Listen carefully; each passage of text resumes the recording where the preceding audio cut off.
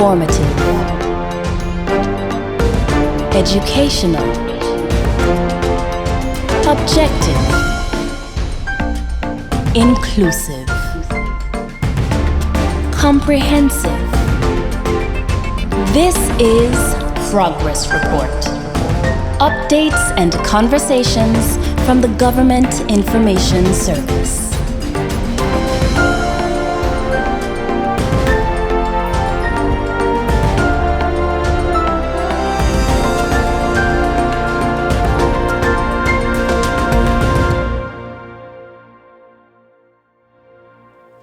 Good day and welcome to another episode of Progress Report. My name is Ivan Khanna. I am here with the producer star of the show, my lovely co-host Gleneva Hodge. Yes, I got it in early. People think I'm joking. I'm not.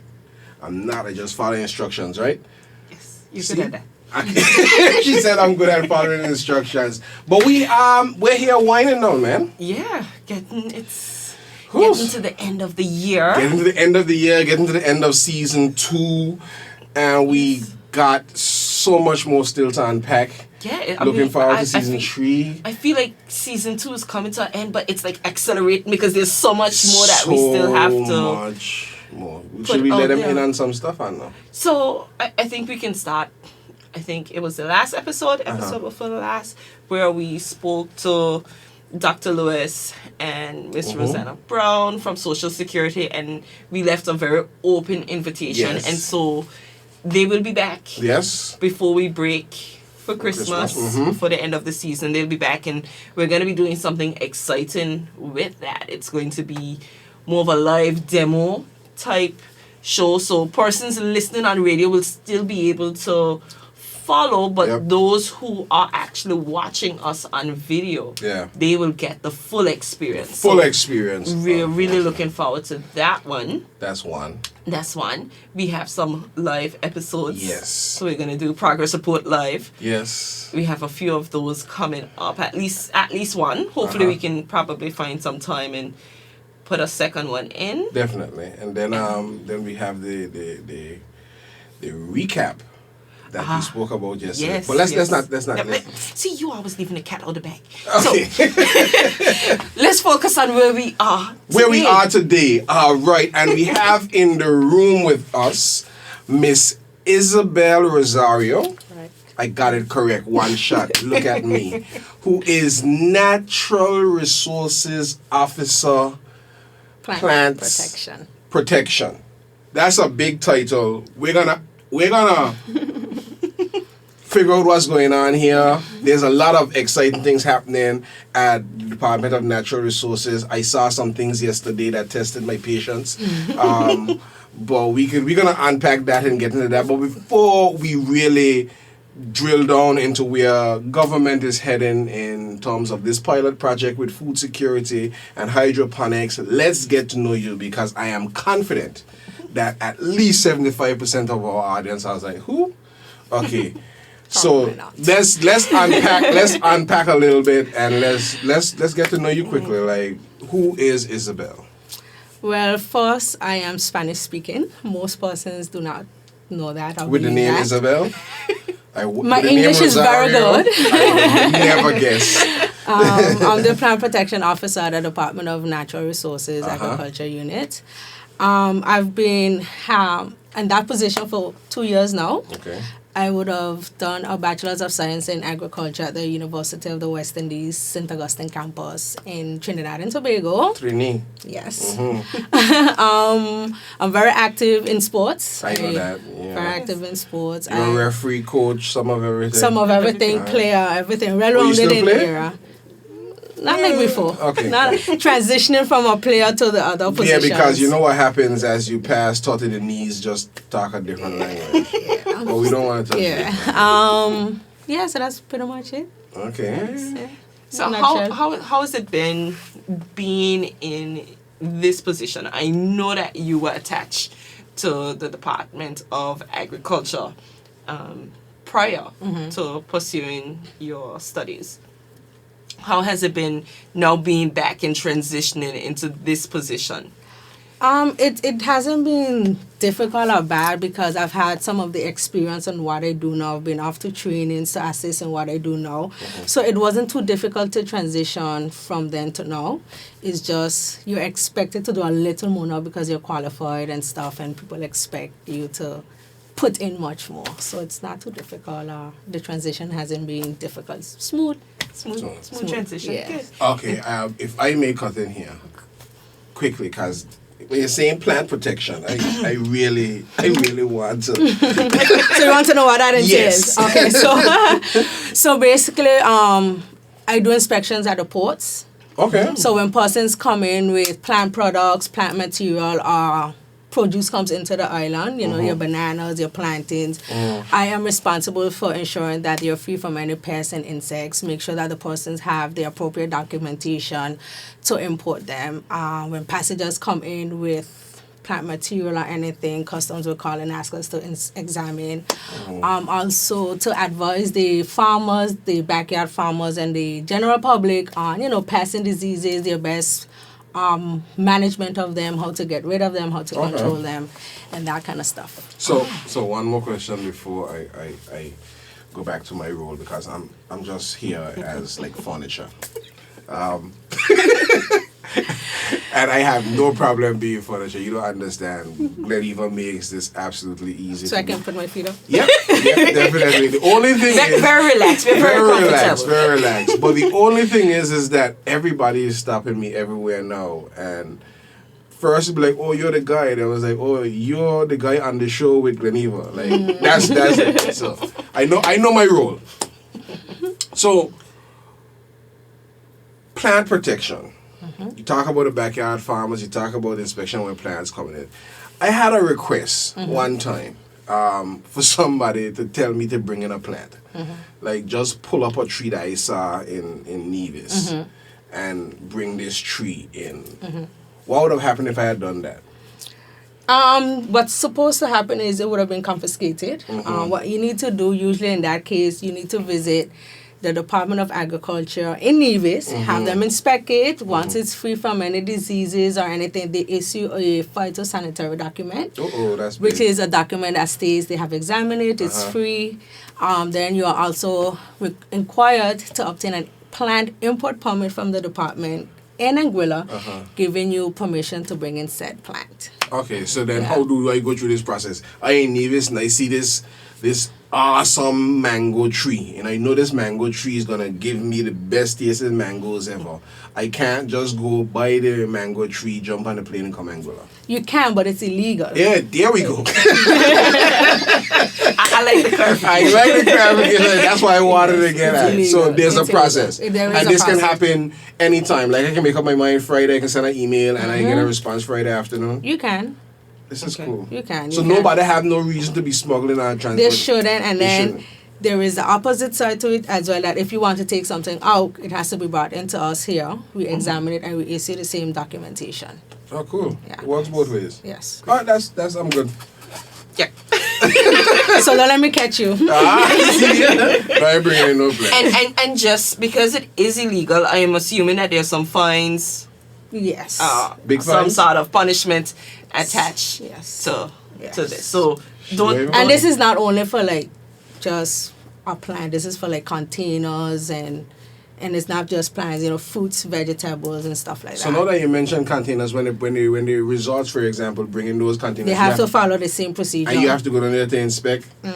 So what if you see like a big snake in there? What do you do? Well, we close the container if we trap it, and go. So you're not there. afraid of snakes? No. Oh wow, dope.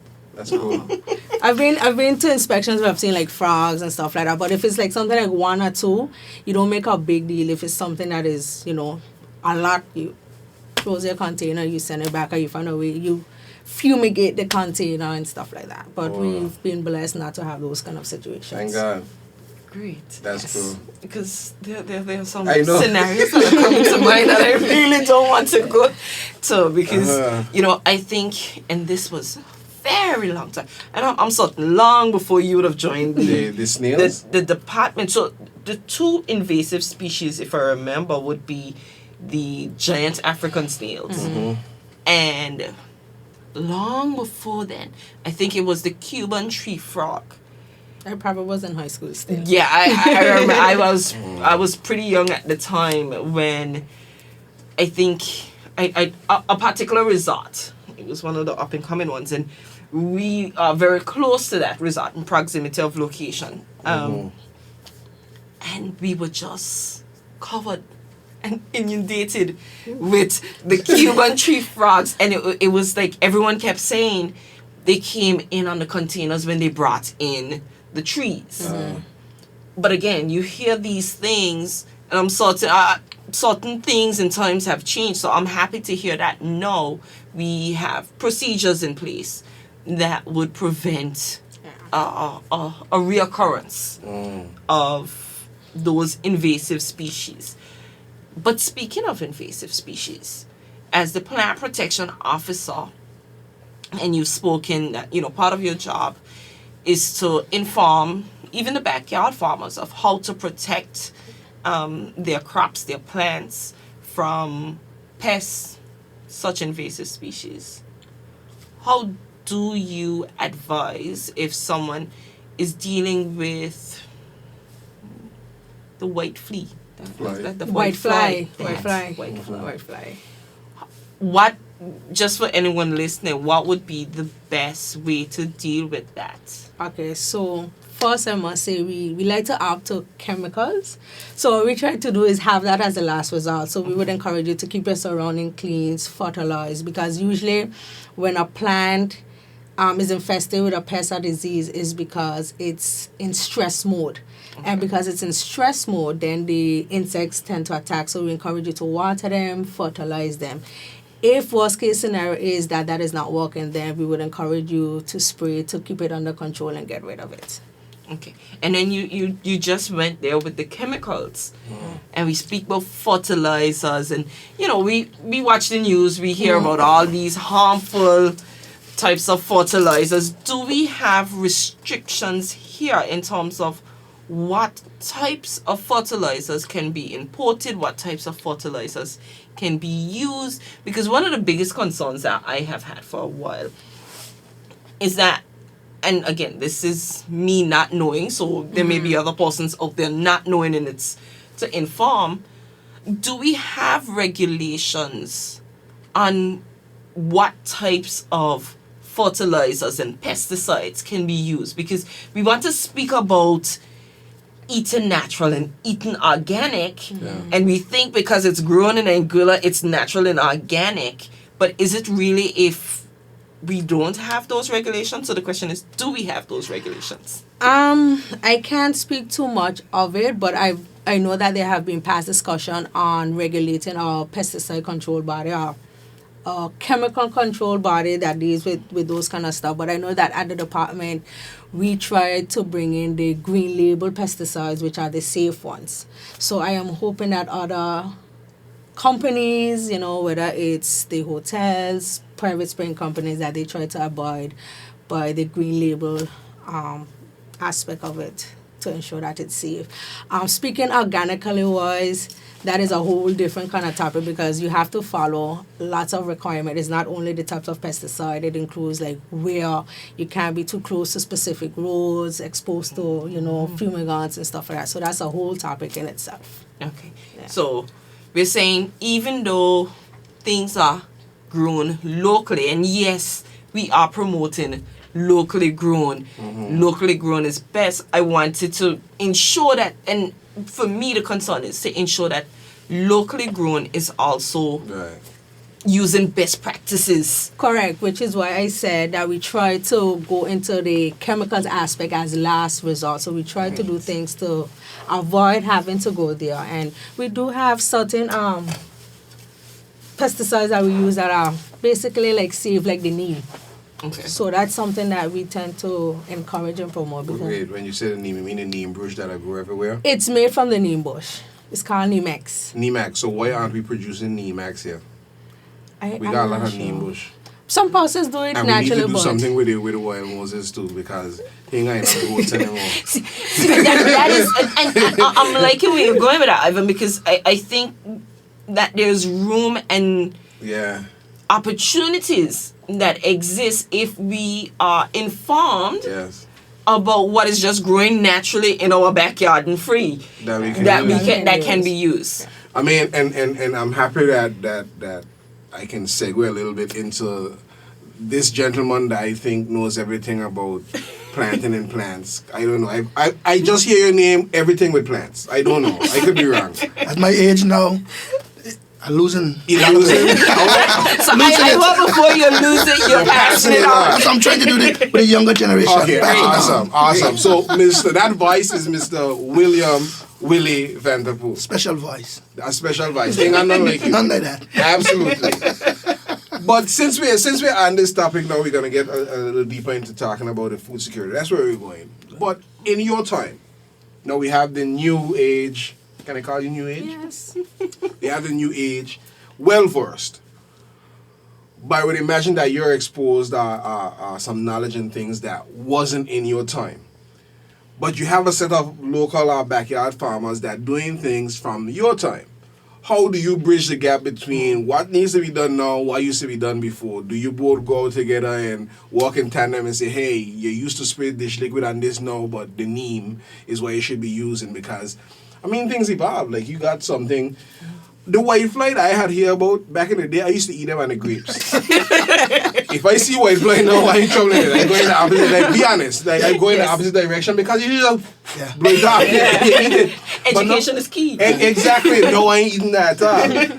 So, like, what's happening there? Do we have that connection? In is it the case that persons can just like call on you anytime? Like, what services or resource is plant protection, your unit, to the agriculture department in general, to local farmers? And thank you very much for having us. And the thing about Angola, unique little place. Love it to die.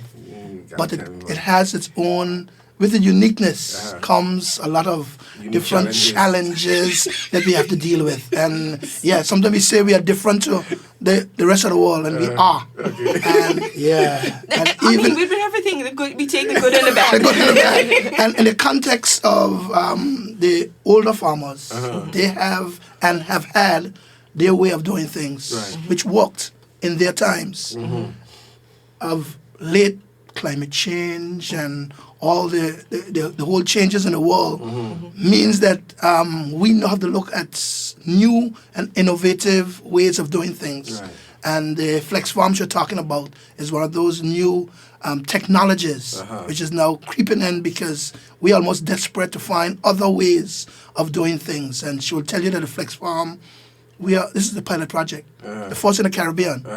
Because if you look at the Valley Bottom, for example, not much going on. The farmers have reached to the stage where they decide it costs them too much for us to put in all this investment and really much ain't coming out. A number of reasons. Number one, water. Yeah, we got water. Unique water challenge. But we don't talk about water here. We have to. We have to. Hold on. Listen, I gotta step right in now. And I gotta protect my co-host, my manager and supervisor, who wears the hat of the CEO of the board of the chairperson of the board of the water corporation. And you gonna talk about water today? I'm not talking about water in general. I know. Yes. Water But the is. listening audience will carry straight on there. No, they need to know. What we're going to do is we're going to clarify. Right. And I think it is important. And I'll just put up. It is important because even as, and I'll say this, yes, even as chair of the Water Corporation. Oh, you are chair of the Water Corporation? Yeah. I'm sorry, I didn't know that. I really didn't know that. No, but I will say we do recognize that there are unique challenges Oh, yes. Oh, yes. to Angola, and it is, we often speak about this here, the fact that nothing happens in silos. Right. If we're going to be speaking about food security, we cannot speak about food security without speaking about how to fix our water issues. So we cannot have one conversation without the next. And so I'm very open to that aspect of the conversation, and I won't shut that down. And I ain't trying to shut it let down. me say this. Yes, I do understand and appreciate the frustrations of persons, now that we've opened that door, of persons who have been experiencing many water challenges. Yeah. 2023 is upon us. We are looking forward to Better things. as we go. And speaking of that, one of the better things is looking at a better working relationship with our farmers. Yes. With ensuring food security, because again, we cannot speak about one without the next. Just the very basics of agriculture tells you that you need water. So in other words, I could continue with water conversation. Yes. Go ahead. Despite, I'm not going to blame the water corporation or whatever. The reality is that we are not like the other places that have rivers, streams, rainfall, etc. So it puts us in a unique position, but we still have to be food secured. How do we do it? We have to, and what happens to the farmers in those days found a unique way of doing it. Yeah. They relied on backyard gardening. So everybody was doing a little bit in their backyard. We now gone into commercialization because we are very much smarter than the older folks we think. But the older folks had it down pat. Everybody in the yard produced something. They eat, they give their families, and they sell the excess. Yeah. And it worked for them. The little water they had, they washed their dishes. They could try it on the little pepper and salt they used to spray their plants. But we get so big now that we commercialize everything, need all these pesticides, need a load of water which we don't have to even drink. So I am not total against the water corporation. I'm just the reality on the ground is that the water, first charge on the water is, I guess, for human consumption. Yeah. Farmers now will be second line. That might not be the best way the farmers want to hear it, but it's the reality. Yeah. So I'm not hitting the water corporation. It's the reality on the ground. So we now have to find ways in which we can produce those vegetables without relying too much on the water. And you've seen yesterday the little flex farm that can do 300 plants using maybe 30 gallons of water through the whole growing season. That is a way now of getting away from the problem you have with water. Yeah, let's actually deep dive. I think we've jumped into this flex farm and we didn't actually get a chance to give it a proper introduction. Oh, maybe my bad. No. That is fine. That is fine. So let's. But I have a caveat though. Go ahead. Nobody talk about my experience with the farm. Oh, yes, we will. That's the icing on the cake. Yes, we will. Take it away. It's already out there. Take it away. So, tell us a bit more about this flex farm. What is it?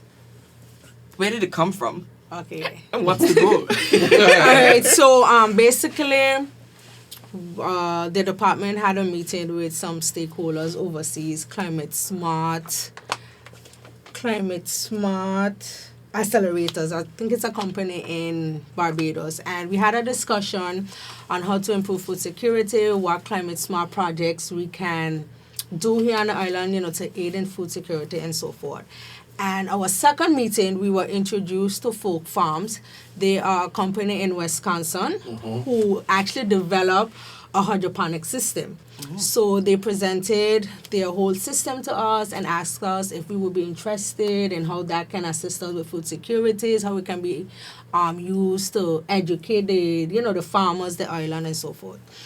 Then we decided that we would purchase a system to have as a pilot project and see how then we can introduce it to farmers, to the schools, and the community at large to then, have additional flex farms on the island that persons may be interested in purchasing and having their own system. And basically that's how everything came about. So let me jump in right here because this is the most I can say before I expose me. This thing is really, really cool. You walk in yesterday, and I'm expecting. How big is this? Like a greenhouse? So for someone who hasn't seen it's literally 2 hole in here. 3 hole in here. Exactly. Yeah. Literally. But I know, so that helps me. But for our listening audience, they tend to think that our studio is a huge, huge space. Yeah, it's not. So it's the size of probably a GE washing machine, but Basically taller. a little taller, it's right? about about 9 feet. About 9 feet tall, about 4 feet wide. Yeah, it's about the size of a double stack. It's almost like a open and closed refrigerator. Literally, that's what it is. Refrigerator. And it's basically a hydroponic system. And hydroponic is a form of planting with the use of water. No soil. So all that just good water. red dot down in the valley bottom, we're gonna leave it there. Yes. But use it for something else. Yeah. So, you know, we spoke about it. So we're saying, this is kind of what I want to just drive home. We have a water issue, but we're using a system that uses water. Right. This system is basically a recycling system. So you keep reusing the water and you top up as need to be. Okay. Yeah. So I think Mr. So it would save water with Mr. this particular system. Should help to save water. Save water. So Mr. Vanterpool spoke about using, I think, 30 gallons of water Per cycle. per cycle. So that is from the time Ivan tried to plant the seed here we go. to harvest. To Until harvest. Good. And in the traditional farming 30 gallons is 2 days. Cycle. A day, 2 days. cycle. Okay, and that's kind of what I wanted to be able to get out there for those of us who have black thumbs who don't necessarily get into Why farming. you looking at me? No, that was just a reflection of myself. That's all. Okay. But it is helpful if we are able, because to just call numbers with no context, it's important. So the 30 gallons can very easily be used in 2 days to produce the same amount that you would get from this system. Yeah. So one of these systems you go in, are there any limitations on what can be grown in the hydroponic system? Yes and no. Okay. Yes, because you won't be able to plant your ground provisions, your potatoes, anything that grows below the ground. So okay, So no that sweet would be the potatoes, limitation. no carrots. Yeah, so anything like your peppers, your herbs, your lettuce, your Cucumbers. tomatoes, even cucumbers can grow on that particular system. And the system actually holds 288 plants. 288 plants. Yeah, Okay. but imagine And it's literally 8 feet tall 9 and feet 4 feet wide. And that's it. Can and you open it up. Can you do mixed crops? In Yes, there? you can. Yes, you Okay. can. Yes, you can. So you could have your some peppers, some tomatoes, some lettuce, Some basil. some herbs, and you basically have your little kitchen garden right there. Awesome. So, just thinking, he can say, "Boy, my name does come up every episode," but thinking of my dad. He doesn't stop me. You know, I grew up with my great uncles, and now that he's gotten up there in age, my dad, they would always make sure that there's a plot in the yard that's plowed. Just the other day, the plow was down, and we tease him and say that he's too busy to plant something. But there's always peas and corn. That's your staples. That's your ingredient staples.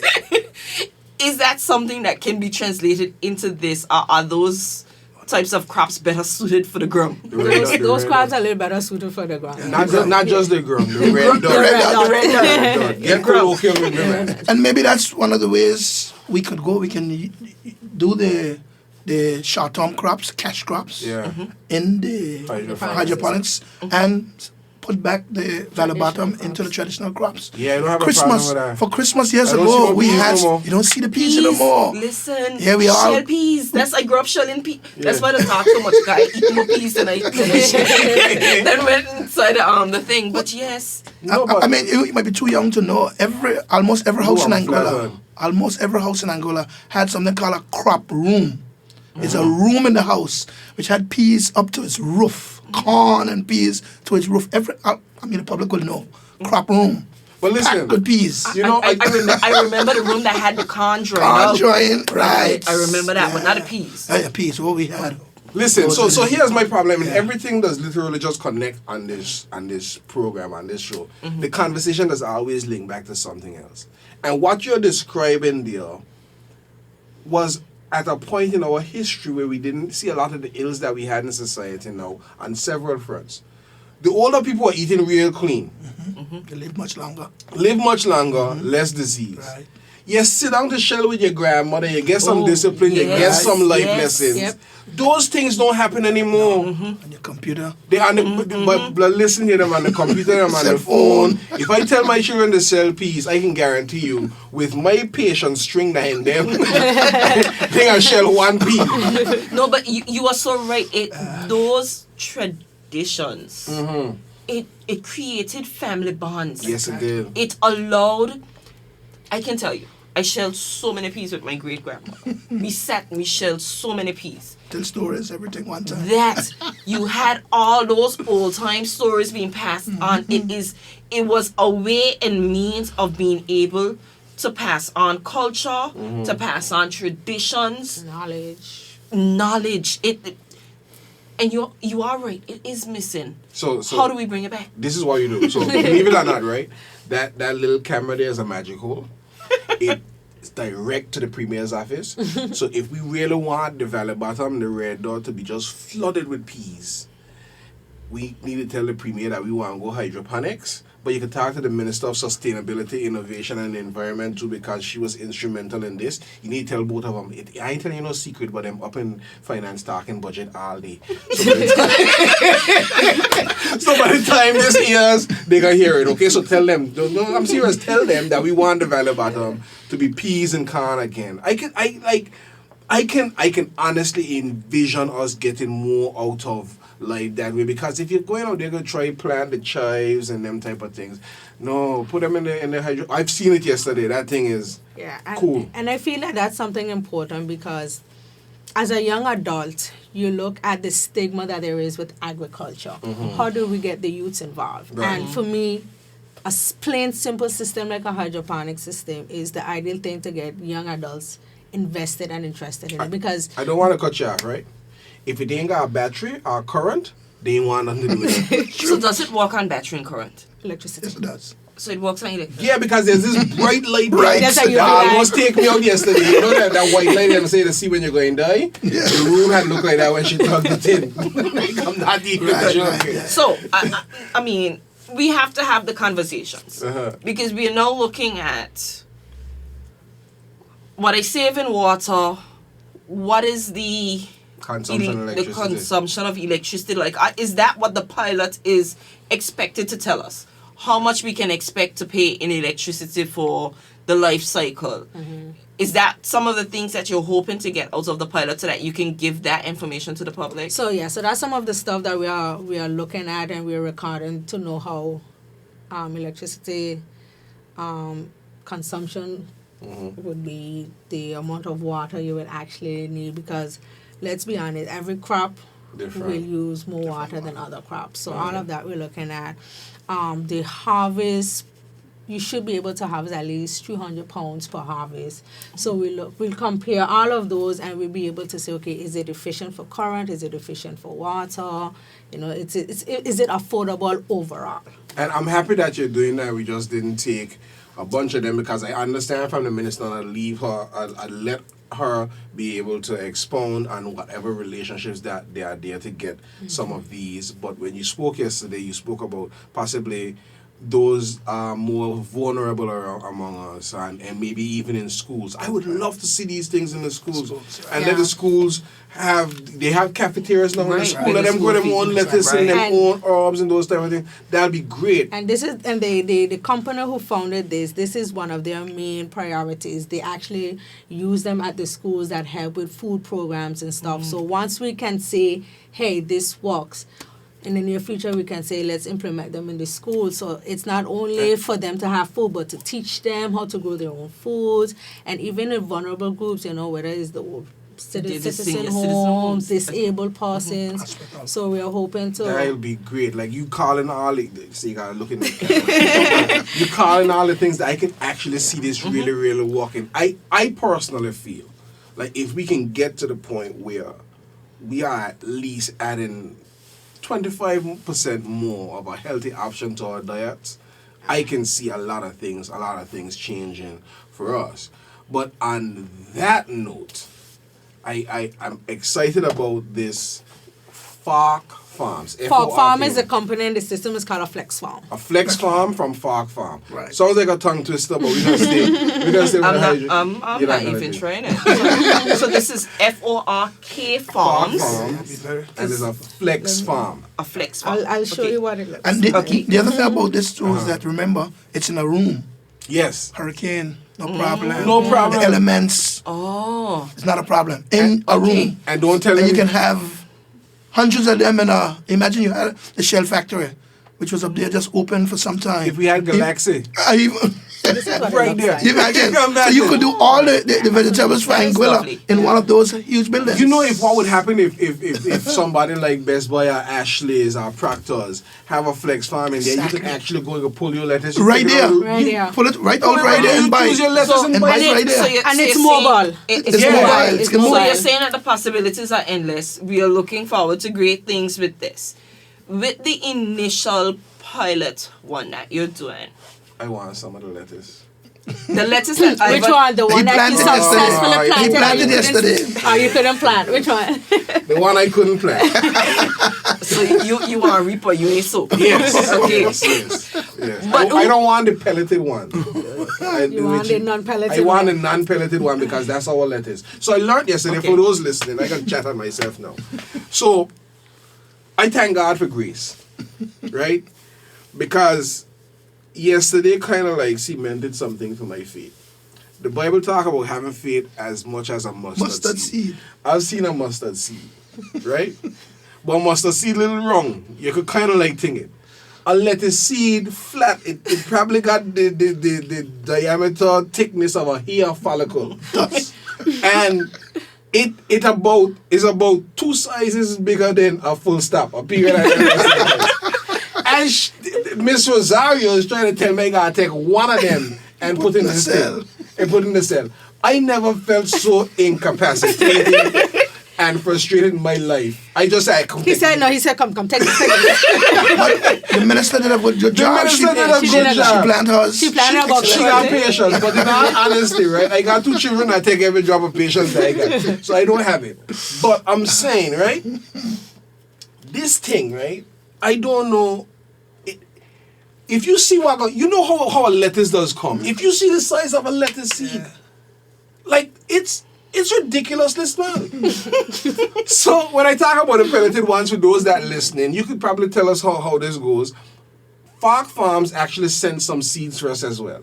And what they did, they put something Like over a this- coating to it's a preserve the coating. seed. Right. So So it it- actually Make it bigger enlarges too. the Right. seed.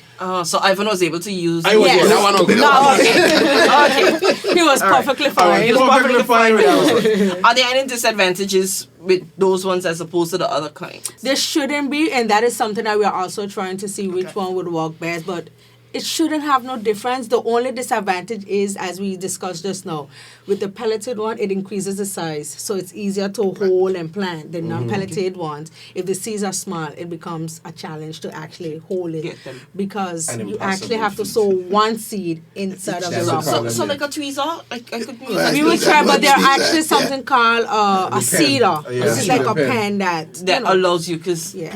I But would them be tell me worse. this after them laugh at me. I would be worse than you. So I am not even laughing at you because I know myself. The crops that we hope to produce from this system, this pilot system,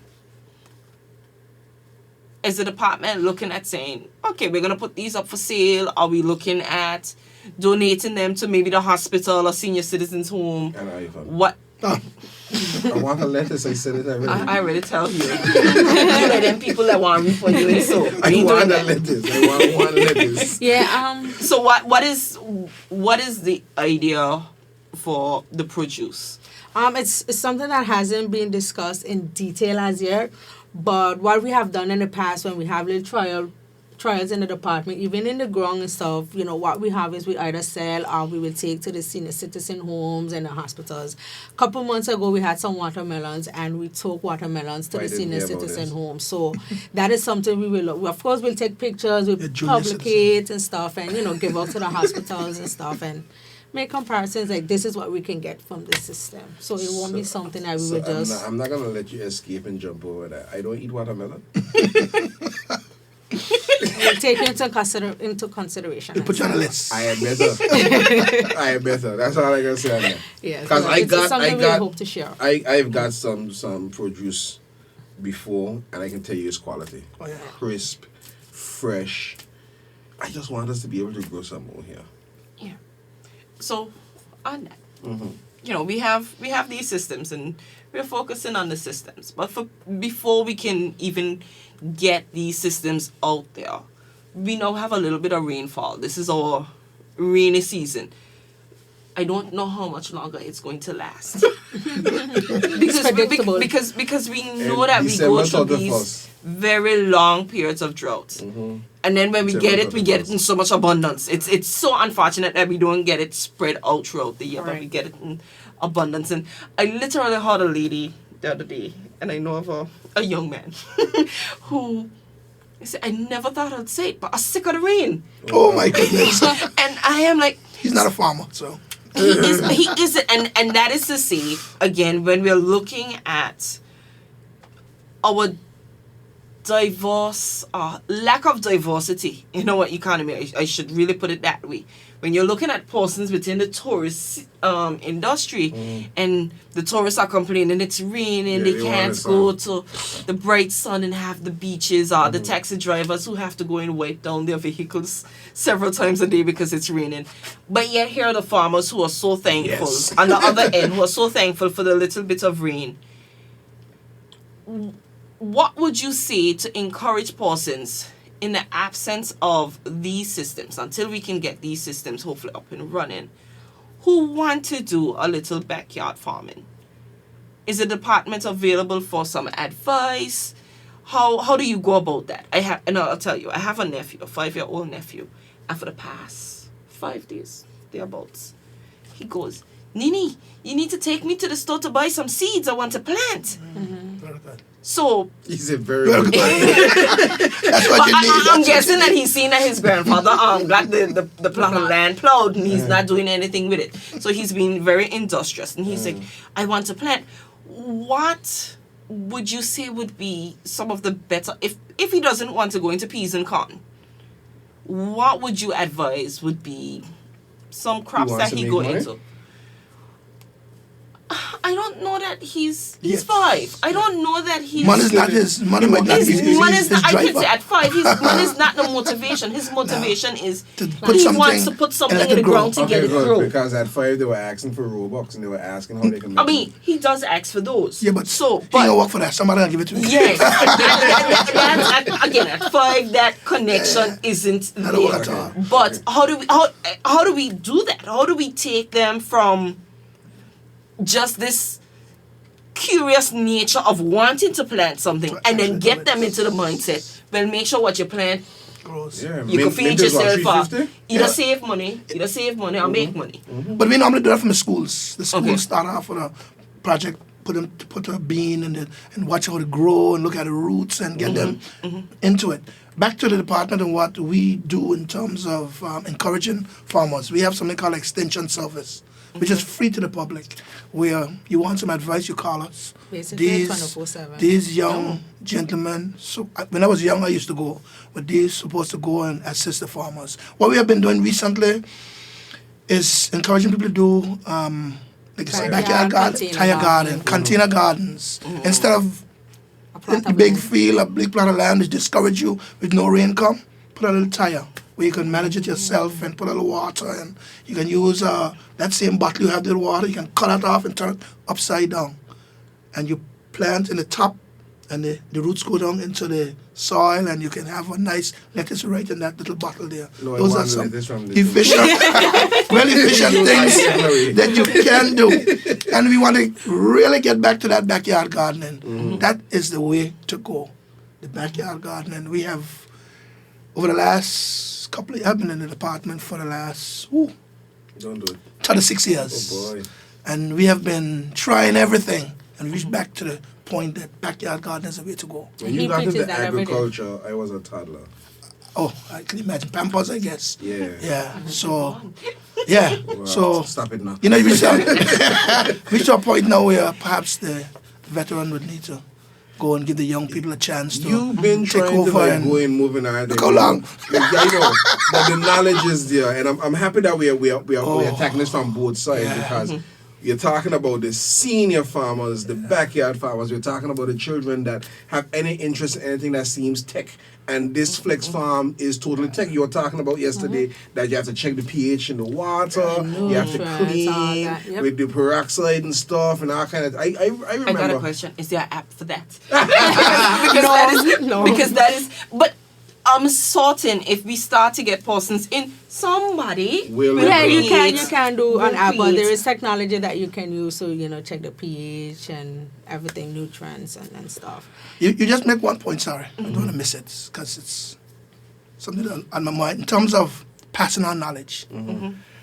As a department, people always say, the department is doing nothing. Years ago, you had Tom, you would know all these guys. Tom, which is Kendrick Richardson, who was the controller of customs, his father, and Mr. Banks, which is Victor Banks, his father. They were in charge of agriculture and they did a marvelous job. The whole of the Valley Bottom, beautiful peas, corn, cabbage, name it. The department itself used to produce all of this stuff. People can go in and buy. And those were the great directors and pushers of agriculture. And I came back from school and started the same thing.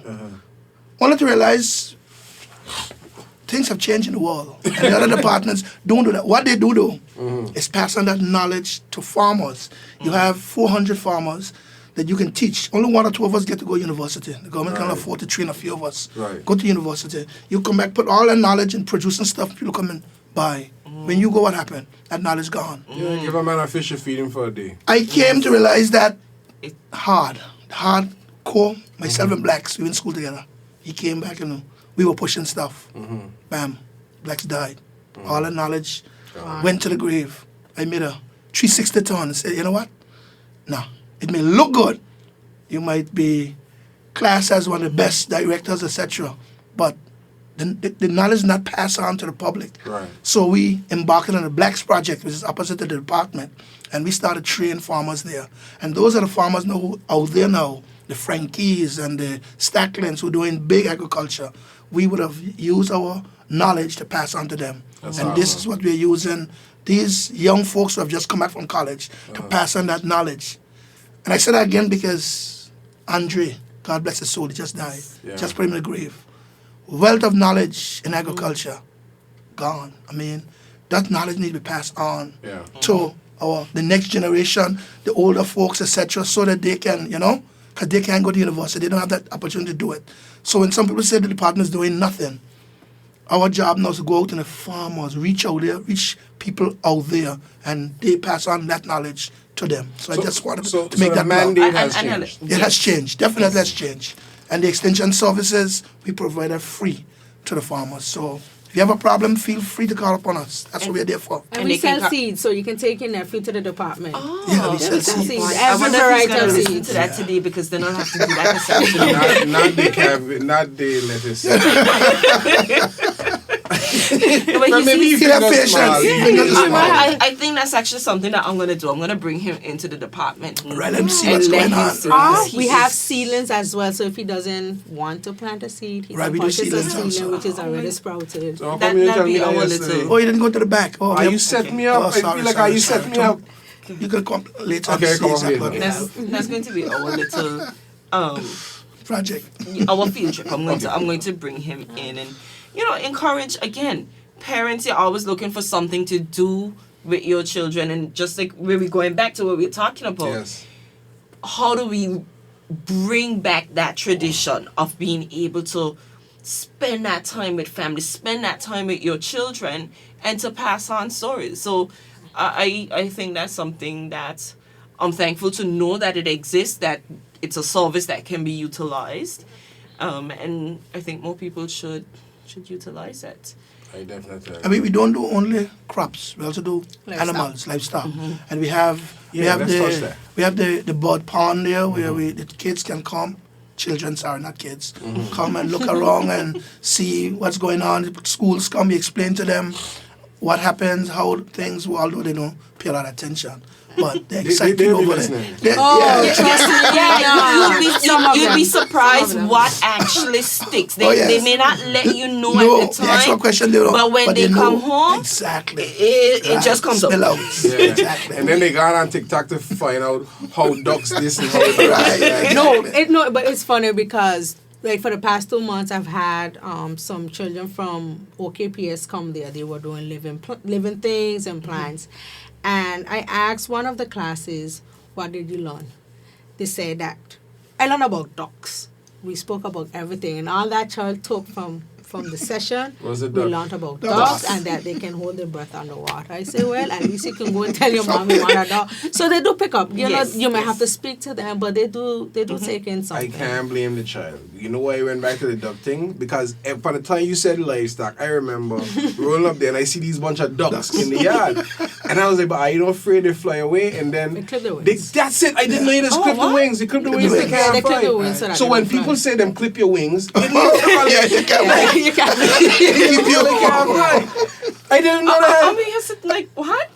See, like it's actually cool. So I was like, man. And then I We're gonna have to take.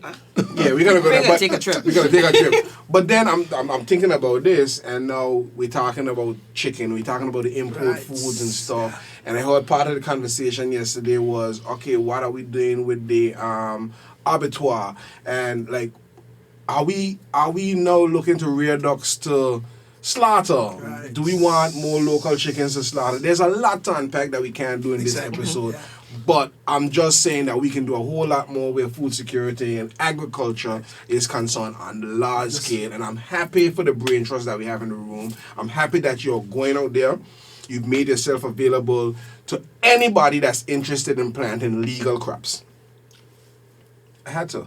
Legal crops. Anybody interested in planting legal crops. Don't call agriculture department and take them in the bush and say, help me carry this jug of water, and then them put up on something that they don't want no part of. Legal crops, food crops, Correct. food security. We're looking at that. Here we go, Glen Eva. Don't go there. So yeah, Take it in. I have to. Oh my goodness. So We got 3 minutes. yeah. So I'm thinking about two parts. I can give you a minute to settle down on that other part. We're gonna come back to it. We spoke a little bit earlier in terms of where our culture and our economy has shifted, and we've spent a lot of time moving away from the traditional farming and food security, and we're into beautification. I can't. I live through this every day. And I don't know if Mr. Vanderpool is laughing because he knows, because I lived through one parent wanting to plant peas and corn and the other parent wanting to have Ornamentals, flowers. yes, flowers. From a department, and we're looking at food security, and from the Department of Agriculture. How do you balance the two? Well, we are in charge of both I know. beautification and food production, and it's a holistic.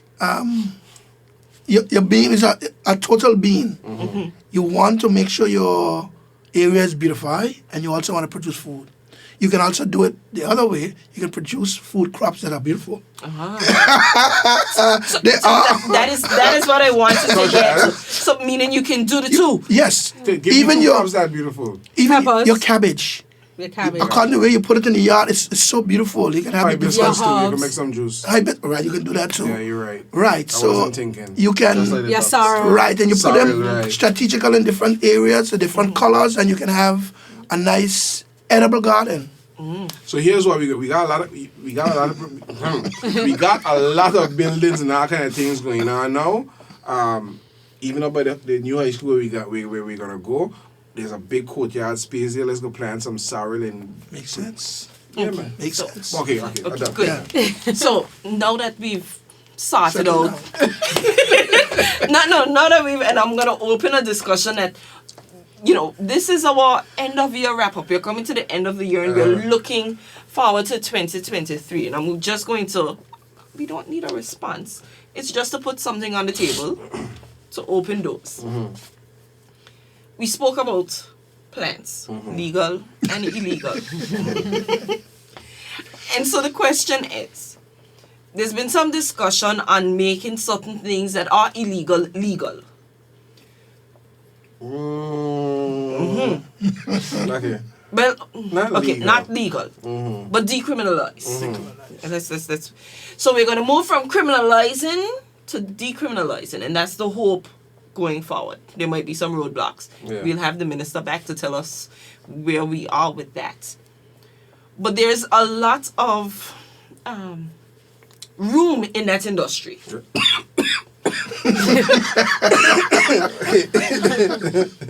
That one was, As it relates to crop growing and manipulation of said crops to achieve different outcomes. Is that an area that the department is doing any open- researching? Yes, open to the discussion as we look to the decriminalization, as to providing some support, providing Guidance. some guidance on what that legislation could look like. Well, I guess the director will have to answer that. I mean, the plant protection officer. I am sure that without us know, we are already aided in that. I am Okay. But it's interesting though.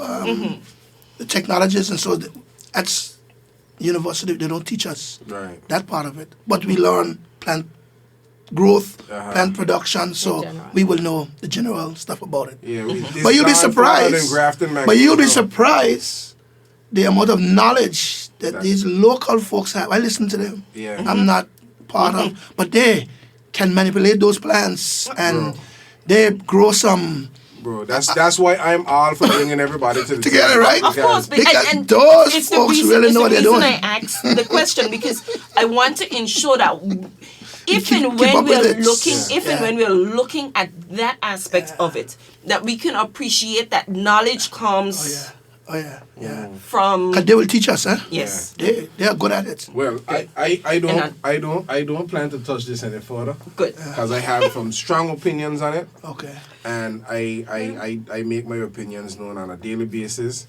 And on that note, I'm a different generation, so I guess it may be a little different for me. okay, Yeah. So we can leave that. We can touch that one at different second, at different second. We will touch that one at differently. But this has been like an awesome. So there have been a really, really great episode of Progress Report. We talked about Flex Farms and Fark Farm pilot project that we have now. We successfully planted some lettuce yesterday And some basil. and some basil, and they should be ready in about 30 days. Oh. Literally, hopefully. Oh, about yeah, 30 Lettuce days. is a 4-week crop. Yeah, that's why I learned yesterday. ready to eat, you know. No, yeah, ready to eat, not go take pictures. But I will be coming by, taking some pictures. When you open up the system, call me. Let me because the minister put out a video today. You can check it on the government's Facebook page, Twitter. I think it's on LinkedIn as well. And we're gonna follow this initial thing through so persons can see. You wouldn't imagine one of person that are actually like following and paying attention to these things. But I'm excited about the possibility and the opportunities that we have here, and I just want my lettuce. Will be available. No, I think that is good. And again, there's always an open invitation. Definitely. I know Ivan said we didn't touch on even the livestock Right. Yes. side of the department. So open invitation next year when we come back, Definitely. and we can go there and get into. I'm still so distracted by the clipping of the ducks. You gotta go see. They just walk around with Yes, product I want flashlight. to. I want to definitely hear and learn more about that. Yes. Thank you. Listen, and then I'm gonna say this while we wrap up. Everybody is saying there isn't anything to do in Anguilla. That's not the case. I would want to see, and I'm putting this out here to your director and the minister, I would want to see the department open on a Saturday, so because then everybody could go with the children during school. So you can come there on the Saturday mornings when we done take the valley bottom, put back all the peas in the can. You could buy peas in can. You could probably get some fresh ducks. The children can play around. I have some thoughts. We're gonna. We gotta pencil that. We're gonna pencil that. And I just want to say thank you, Mr. Vanderpool. Thank you, Ms. Rosario. I got it right 2 times. Stop it. It has been a pleasure having you here. Yes. Open invitation for you to be back. Food security starts with you guys. And I think you're on your way there. I appreciate that the department is going out and meeting with the farmers. And I'm going to tell you now, you're going to get some calls. Do you want to put a telephone number out there for people to call? The 24-hour line that we spoke about. 497-2615. 497-2615. You can call us still. Tell me a number. 235-7361. 7361. I can tell you he answers. He answers me every time I call. So call them if you... Government. All right. Call them if you... Listen, this weekend, if you decide those old tires in the yard, you want to put down something, Beautiful. let's start. Let's start where we're getting some rain. That's right. And for the love of everything human and not... This is a sidebar. Somebody find something to do with the wild Moses. The goats ain't eating enough. We need to find something to do with it. And let's look at neem production and the pesticides and stuff. Ladies and gentlemen, this has been another excellent episode of Progress Report. We've had a great conversation with Mr. William Vanderpool and Miss Isabel Rosario from the Department of Natural Resources. Agriculture Unit. And it's opened up to a lot of things. There's room for growth, pun intended. And we will be back in the new year to talk about the other side of things. Thanks for having us. Thanks for having us. We'll be back. It's Thank been you.